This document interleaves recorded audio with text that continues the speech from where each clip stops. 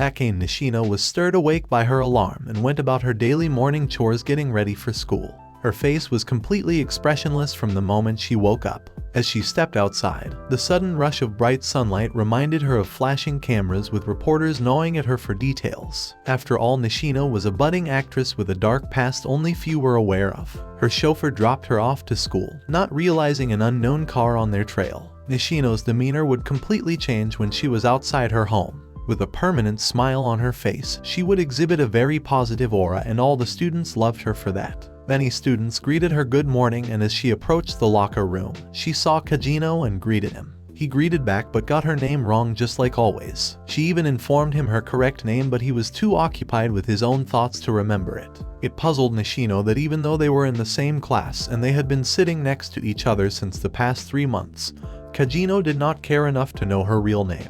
According to her, the least forgivable thing he did was not to mistake her name, but the fact that he didn't even look at her properly. She was sure that though his eyes sometimes turned in her way, he was always looking beyond her at something else. She had become sick of him once she had noticed this. She was pulled back to her senses by another student who inquired if Nishino would be starring in the drama being aired next Monday. She confirmed so with a smile and said she was dying of nervousness. The students had formed a group around her and they expressed their excitement to see her again on TV. She tried her best not to involve Kajino. Actually, she wanted to ignore him altogether. Kajino sat there looking out of the window, moving his fist, counting beyond 20,000.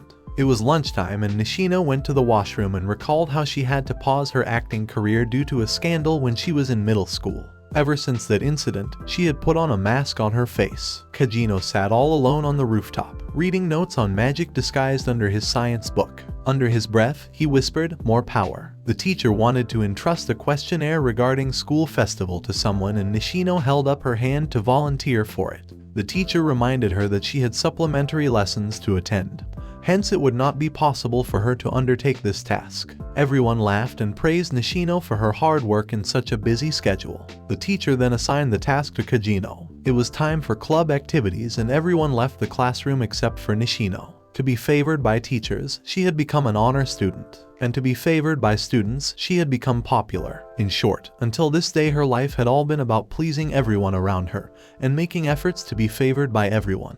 The cool summer breeze brought along with it the beautiful yet sad tunes Kajino was playing on the piano. Across the street, some thugs confronted Nishino's chauffeur and beat him unconscious before he could come to pick her up from school. By the time Nishino completed her lessons, it was dark outside. Very few students were left in the campus and Kajino watched her leave from the rooftop. Walking back to home, she heard footsteps approaching her. She collided with a very strong man who took her name in a dangerous, heavy voice. She turned around and started running in the opposite direction, only to be stopped by a car. Another man in white coat emerged from the car and held Nishino tightly by her hands. She struggled for her dear life as he put a cloth drenched in sedatives on her mouth. With her conscience fast leaving her body, she saw someone standing by the corner of the street and watching them. It was Kajino indeed. The next thing she knew, she was all tied up and held captive inside a garage. She sat up in complete shock and heard the two men laughing at her. One of them said that she made a mistake to wander all alone at night. The big man asked the lean one in white coat to behave himself since the ransom note had been sent to her parents. He said they would leave her unharmed once they got the money. This irritated the lean man even more and said Nishino's father had made quite a number of enemies. As they bickered around, Kajino checked the condition inside through the reflection on his phone.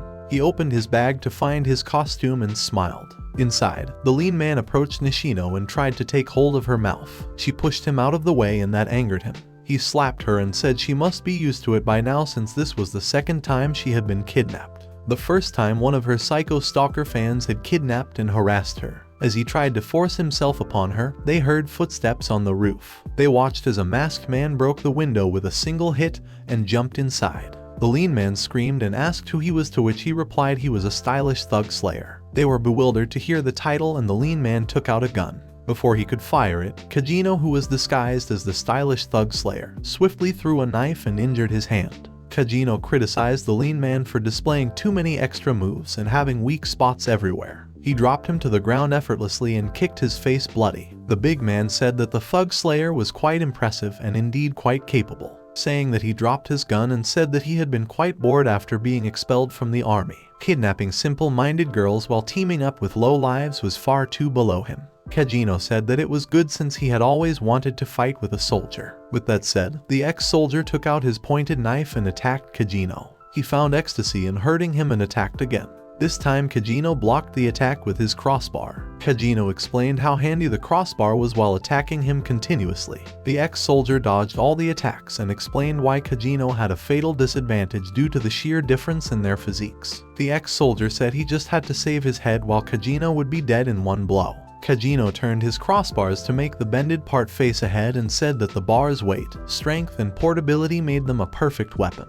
He struck the ex-soldier's hand and explained how he used his weapons each night to beat up the biker gangs. The ex-soldier recognized him from the news as the ski-mask berserker who walloped the biker gangs with one bar. This scared him and he stood frozen listening to Kajino. He explained how the biker gang started wearing helmets while fighting him to avoid a blow on their heads. The ex-soldier spotted a gun and ran to grab it. However, Kajino approached him first and struck hard on his leg. He struck them bloody till both of them passed out and tied them together. He then approached Nishino with a sharp object and set her free. As she walked outside to call for help, Kajino sat on the rooftop analyzing that his performance against the ex-soldier had not been that good. He muttered that he was nowhere near the power of eminence in shadow. Later that night, the police approached the scene and Nishino's father took some measures to stop the case from going public. The identity of stylish thug slayer remained a mystery, and Nishino went to school the next day as if nothing had happened.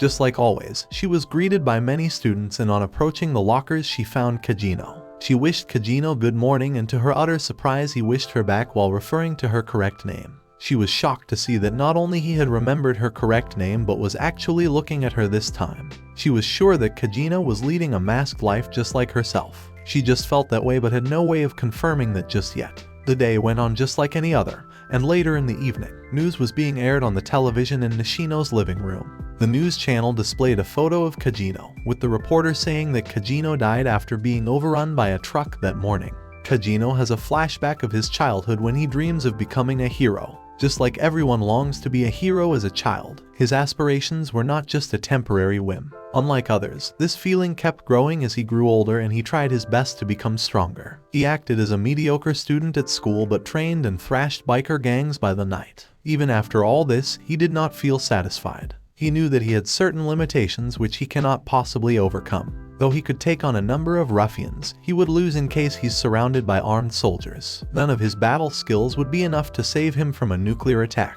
He laments his human limitations and aspires to go way beyond them. At that very moment, Kajino is hit by a truck and dies. He is reincarnated in another world where magic is commonplace. With the power he so desired finally within his grasp, he dons the moniker Shadow and establishes Shadow Garden, a group whose sole purpose is to combat the enigmatic cult of Diablos, an organization born from his imagination. He neither wished to be a protagonist nor a true villain in the story. He just wanted to be a side character who would exhibit his power from the shadows as the eminence in shadow. Named Sid Kajnu, he was born as the second child of Baron Kajnu. For generations, this family had produced dark knights who enhanced their physical abilities using magic. Just like he had always wanted, he was hidden in the shadow of his abundantly talented sister. On the exterior, he was just an average boy, but in the shadows of the night, he would fight off dangerous bandits of the area. This was one such night, and he displayed amazing fighting skills in his slime suit using the slime sword. After killing all the bandits and even the Bushinryu master, he walked around to see all the valuables they had amassed from the innocent caravans. He heard something rattling and found a live rotting lump of mass inside a cage. He realized it could be of use to him and brought it home to perform a series of exhilarating experiments on it. 1 month later, he finally succeeded in containing the magical overload, and the blob transformed into an elf. He named the elf as Alpha and introduced himself as Eminence in Shadow. Acting as the elf's savior, he makes up a story of how she was a hero's descendant and how he had saved her from the demon Diablo's curse. Alpha totally bought the story that the cult of Diablos were trying to revive the great demon and that Sid's mission was to remain in the shadows and put an end to their evil schemes. She pledged to join forces with him and punish the evil mongers. She even devised a plan to find other hero descendants and recruit them under their wing, expand their organization and strengthen their base of operations. They agreed to call their organization as Shadow Garden. 3 years passed by since that day, and in the eyes of the world he was still an average knight under training. In a test fight with his highly skilled sister Claire, he is able to strike her at such a high speed that she is unable to notice a single thing. She disappointingly exclaimed that the boy never makes any progress. Back at home, the family was making preparations for a grand party before Claire leaves to attend the Midgar Academy for Dark Knights in the royal capital. However, when the day came for her departure, she was nowhere to be found. The parents could not believe someone could overpower Claire. On the other hand, Alpha was already on a search for clues to find Claire. Beta explained that the culprit was a high-ranking officer belonging to the cult of Diablos. They had kidnapped Claire on the suspicion of her being one of the hero's descendants. She held out a map of possible hideout locations, and Sid randomly threw a dart, coincidentally marking the exact location where Claire was being held. Beta praised him for seeing the truth in an instant, and Sid ordered the 7 shadows to strike the location tonight. Claire was locked up in magic sealing chains, and on being praised, she said that unlike her brother, she learned something from him every day. The officer remembered that Sid was the one to heal Claire when she had shown signs of possession. She said there was no way that boy can perform such a high-level magic. Nevertheless, the officer showed interest to learn more about her brother, hearing which she broke her chains to attack and threaten him. The officer punched her unconscious, and one of his men came running to inform him about an infiltration in their camp. He runs outside only to find all his men defeated by 7 intruders. He was shocked to know that Alpha and the others knew the secret of Cult of Diablos and Hero's descendants. He gets into a fight with Alpha and soon gets injured. He swallows a red pill which tremendously increases his power. However, on being overpowered, he strikes his sword into the ground, which creates a path for him to escape in the dungeon below. Sid had lost his way inside the maze of dungeon and happens to collide with the officer who was running away. They instantly get into a fight, and Sid criticizes the officer for being unable to use his magic to its full potential. The officer recalls the death of his little daughter and says this world is full of nothing but darkness. He again ingests the red pills to increase his power, but Sid remains unflinched and says he would plunge deeper into darkness if need be. The officer was shocked to see Sid's sword skills and magical prowess. As he was dying, he expressed hope for Sid to win against the darkness even though he himself could not. Sid keeps the necklace bearing the photograph of the officer and his daughter Milia and walks out. So, the rescue mission was successful, and Claire showed up back home next day with her severed chains. Her injuries more or less healed overnight, and she set out for the royal capital as if nothing had happened. Sid longed to go the capital himself after turning 15, since he hoped to see a character worthy of being the main protagonist and the final boss of the story as well. Though he planned to put Alpha and the other girls to work until then, to his surprise they announced to leave him. 2 years had passed, and on turning 15, Sid was on his way to the Midgar Academy in the royal capital. Alpha and the others had explained to him that the Cult of Diablos was an enormous organization running on a global scale. They had said something about having to fight against it and had scattered in different directions. However, Sid thought they no longer believed in the cult story made up by him and hence had abandoned him. No matter what, he pledges to keep striving to be eminence in shadow. 7 months had passed by, and he found the royal capital and the academy as grand as he had imagined. But since he was not in the top class, he had to find a cheap apartment to live, where he made friends with Skell and Poe. All 3 had agreed upon a bet penalty for the one who would score the worst in the tests. They pushed for Sid to honor his words and confess love to the most after girl in the school, and suffer her brutal rejection. The girl in question was the beautiful Princess Alexia, and Sid had already prepared the most background character-like confession which would guarantee her rejection. He stood in front of her shaking from head to toe, messing up the words and pronunciations while confessing. They were all shocked to see that the princess agreed to date him. This incident shattered his beloved background character and brought him to the spotlight. The princess even started having lunch with them, and Sid tried his best to misbehave in order to get rid of her. Nothing he did seemed to bother the princess, and she announced that she had got him transferred from his Section 9 to the Section 1 so that they can have their classes together. Mr. Zenon was not only the official royal fencing instructor of Section 1, but also the one who was officially betrothed to Princess Alexia. Her sister Princess Iris was an unmatched Dark Knight who had enabled the academy to rival traditional bush and fencing style. Sid was paired up with Princess Alexia to practice fencing, and he noticed her movements were quite bland and annoyingly similar to his own style. She was hyper-focused to her task and had perfectly honed techniques to stay true to the basics. Overhearing the conversation, Sid now understood that the princess accepted his proposal since she did not want to marry Mr. Zenon. She wanted an easily controllable low-class aristocrat just like Sid to get herself out of the situation. Sid said he had no interest in getting mixed up with her problems and wanted to quit when she presented him with a coin. The princess bribed him into continuing the act as her boyfriend till that man gives up on her. With all the eyes on this weird match, Sid transformed to play the background boyfriend character, and Mr. Zenon seemed unbothered by the childish behavior of his betrothed. The princess was very angry since Mr. Zenon didn't seem to be bothered by her dating life. She took Sid for a stroll in the streets to make her relation public. On their way back, Alexia disclosed that she hated her fencing skills since she was nowhere close to her big sister. Even after being comforted by her sister that she loved her fencing style, she felt miserable about it since everyone called her the ordinary fencer. Sid disagreed with her while seriously accepting the fact that he liked Alexia's fencing style. This disagreement brought an end to their relationship in the opinion of Sid. He thought he would get back to his normal life, but he was surrounded by the academy teachers next morning who informed that Princess Alexia had not returned to her dorm since last night. Princess Alexia found herself in magic ceiling chains locked up inside a jail. She was shocked to see a zombie-like creature chained up next to her when a mad doctor appeared. He was singing in joy to be able to have his hands on royal blood, saying he would now resurrect the great demon. On the other side of town, Sid was being tortured on the pretext of kidnapping the princess. The torture itself did not bother him, and he pretended to be begging for his life. The mad doctor continued pumping out blood from Alexia and resorted to hitting the creature on getting angry. He forcefully feeds the princess, and the creature looks at them in sheer anger. Princess Iris and Mr. Zenon were taking all measures to locate Alexia, and even after 5 days of torture, Sid had not disclosed any information of value. The students at the academy were put under complete lockdown, and Claire created a ruckus to save her brother, only to be confronted by the student council. Looking at her, Princess Iris painfully realizes she had been too busy to even talk to her dear little sister since the past few years. Sid is released from prison, and on the way home he realizes 2 men had been assigned to keep a track of him. A lady crosses by him on the street whispering that she'll contact him later. Alpha was waiting for him in his apartment and informs him that they had been successful in expanding their organization.